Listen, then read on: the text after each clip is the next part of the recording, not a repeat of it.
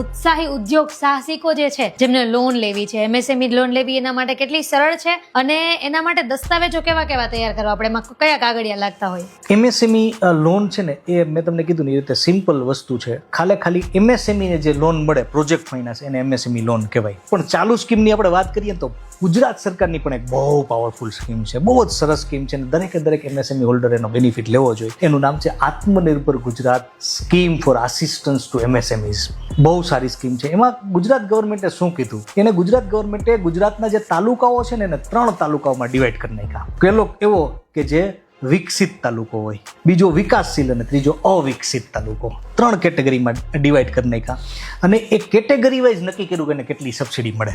માની લો કોઈ વિકસિત તાલુકો હોય ને તો એને કીધું કે જો 2 ટાઈપની સબસિડી આપવાનું નક્કી કર્યું આત્મનિર્ભર ગુજરાત સ્કીમમાં. એક તો તમે લોન લ્યો ને તો ડાયરેક્ટ કેપિટલ સબસિડી મળે, એટલે લોનના અમુક પર્સન્ટેજ ડાયરેક્ટ સબસિડી આપી દે. બીજું લોનના વ્યાજમાં સહાય મળે. જોજો માની લો કે વિકસિત કોઈ તાલુકો જેમ કે રાજકોટ તાલુકો છે, સુરત તાલુકો છે, અમદાવાદ તાલુકો છે, વિકસિત તાલુકાઓ છે, એમાં ગવર્મેન્ટે કીધું કે એમાં 10% લોન લીધી હોય ને, બરાબર, ટર્મ લોન એટલે મશીનરી અને કન્સ્ટ્રક્શન લોન જે લીધેલી હોય એના 10% અને મેક્સિમમ 10 લાખ રૂપિયાની આપણે સબસિડી આપશું. એટલે કોઈ માનો 50 લાખની લોન લીધી 5 લાખ રૂપિયા સીધા ગવર્મેન્ટ આપી દે, એને કેપિટલ સબસિડી કહેવાય.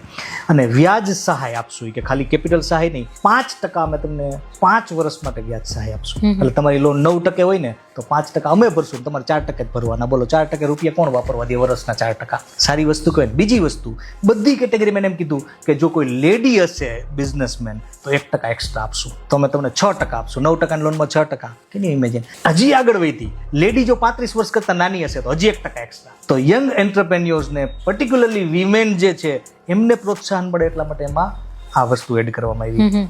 બીજી કેટેગરી કે જેને કહેવાય વિકાસશીલ તાલુકાઓ, તો એમાં એમને કીધું કે 15% અને મેક્સિમમ 25 લાખ રૂપિયા સુધીની એને સબસિડી આપશું. એટલે 15% અને મેક્સિમમ 25 લાખ, કરોડ રૂપિયાની લોન લીધી હોય તો 15 લાખ રૂપિયા, અને એ પ્રમાણે 2 કરોડની લોન હોય તો 30%, પણ મેક્સિમમ કેટલી? 25 લાખ રૂપિયા. એ રીતે. અને બીજું કીધું 6% 6 વર્ષ સુધી વ્યાજ સહાય આપશું. એમએસએમઈ હોલ્ડરને કેટલો ફાયદો થાય? ઘણો.